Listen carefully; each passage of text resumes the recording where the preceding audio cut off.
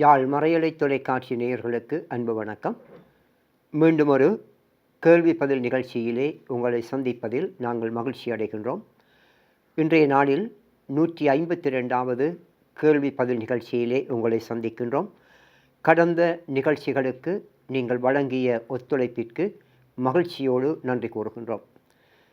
எமது யாழ் மறையலை தொலைக்காட்சியிலே ஒளிபரப்பப்படுகின்ற நிகழ்ச்சிகளிலே இருந்து குறிப்பாக செய்தி அறிக்கையிலிருந்து 10 கேள்விகளும், நீங்கள் விடைகள் தேடி கண்டுபிடிக்க வேண்டிய பொது கேள்விகளாக 2 கேள்விகளும் உங்களுக்கு வழங்கப்படுகின்றது.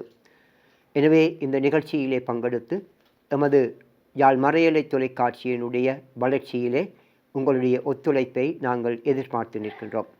முதலில் கடந்த வினாவிடை 150ற்கான சரியான விடைகளை உங்களுக்கு அறிய தருகின்றோம்.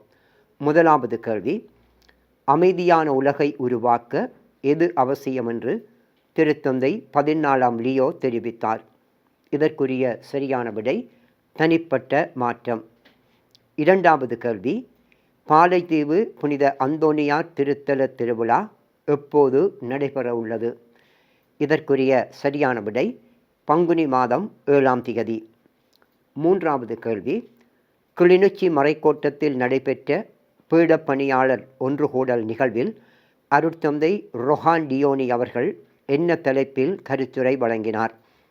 இதற்குரிய சரியான விடை பீடப்பணியாளர்களின் பணியின் முக்கியத்துவம். நான்காவது கேள்வி, கச்சதீவு புனித அந்தோனியார் திருத்தல திருவிழா திருப்பலியை தலைமை தாங்கி ஒப்புக்கொடுத்தவர் யார்? இதற்குரிய சரியான விடை யாழ் மறைமாவட்ட குரு முதல்வர் அருட்தந்தை ஜெபரட்னம். ஐந்தாவது கேள்வி, அனுராதபுரம் மறைமாவட்ட புதிய ஆயரின் திருநிலைப்படுத்தும் திருச்சடங்கை தலைமையேற்று நடத்தியவர் யார்? இதற்குரிய சரியான விடை பேரருட்தந்தை நோபர்ட் அன்ராடி. ஆறாவது கேள்வி, அண்மையில் யாழ் மறைமாவட்ட ஆயரை சந்தித்த செபமாலை தாசர் தலைமை அருட்சகோதரி யார்? இதற்குரிய சரியான விடை அருட்சகோதரி ஹெலன். ஏழாவது கேள்வி, கொழும்புத்துறை புனித பிரான்சிஸ் சவேரியார் குருத்துவ கல்லூரி மாணவர்களின் விடுமுறை கால சிறப்பு நிகழ்வில் கணனி பயிற்சியை வழங்கியவர் யார்? இதற்குரிய சரியான விடை திரு வில்சன். எட்டாவது கேள்வி, கிளிநொச்சி மறைக்கோட்ட இளையோர் ஒன்றிய இணைப்பாளர் யார்? இதற்குரிய சரியான விடை அருட்தந்தை செபஜீவன். ஒன்பதாவது கேள்வி, போர்டோவின் திருக்குடும்ப கன்னியர் சபையில் கல்வி பணிபுரியும் அரிச்சகோதரிகளால் கட்டைக்காட்டு பங்கில் முன்னெடுக்கப்பட்ட பங்கு தரிசிப்பு யாருடைய தலைமையில் நடைபெற்றது? இதற்குரிய சரியான விடை யாழ் மாவட்ட கல்வி ஆலோசகர் அருட்சகோதரி சகாயநாயகி பெஸ்டியாம் பிள்ளை. பத்தாவது கேள்வி, மாங்குளம் பங்கில் அமைந்துள்ள இறைத்தியான இல்லத்தின் பெயர் பலகையை திரை நீக்கம் செய்து வைத்தவர் யார்? இதற்குரிய சரியான விடை யாழாயர் பேரருட்தந்தை ஜஸ்டின் ஞானப்பிரகாசம். 11வது கேள்வி, சிலுவையின் பாதையில் இயேசுவின் திருமுகத்தை துடைத்தவர் யார்? இதற்குரிய சரியான விடை வீரப்பன் வெரோனிகா. 12வது கேள்வி, சிலுவையின் பாதையில் இயேசுவுக்கு உதவி வழங்கிய சீமோன் எங்கு வேலை செய்துவிட்டு வந்து கொண்டிருந்தார்? இதற்குரிய சரியான விடை வயலில். மொத்தமாக 12 கேள்விகளுக்குமான சரியான விடைகளை உங்களுக்கு அறிய தந்திருக்கின்றோம். இந்த போட்டியிலே கலந்து கொண்ட வெற்றியாளர்களை அறிய தருகின்றோம்.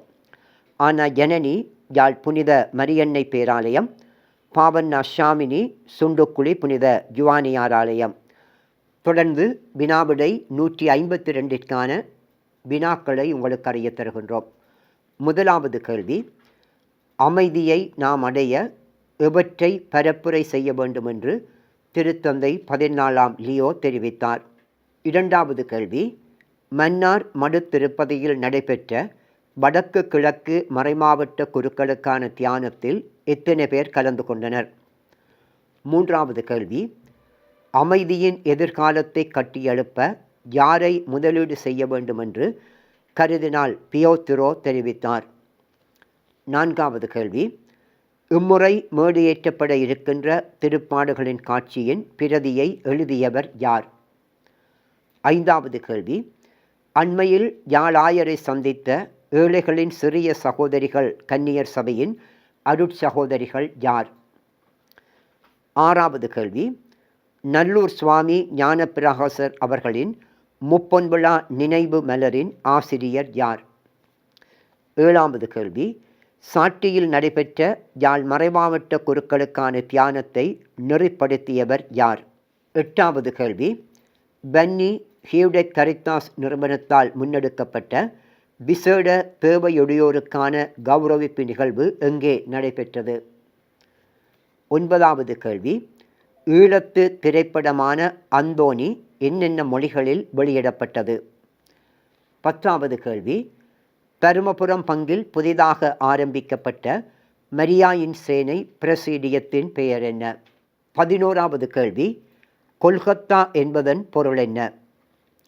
12வது கேள்வி, ஜெஸ்டமனி தோட்டத்தில் இயேசு எத்தனை முறை சபித்தார்? மொத்தமாக 12 கேள்விகள் வழங்கப்பட்டிருக்கின்றது. இந்த கேள்விகளுக்கான விடைகளை எதிர்வரும் புதன்கிழமைக்கு முன் அனுப்பி வையுங்கள்.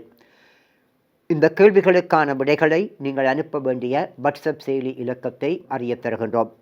07416267119. தொடர்ந்து அடுத்த கேள்வி பதில் நிகழ்ச்சியிலே உங்களை சந்திக்கும் வரை உங்களிடமிருந்து அன்போடும் நன்றியோடும் மகிழ்வோடும் விடைபெறுகின்றோம். நன்றி, வணக்கம்.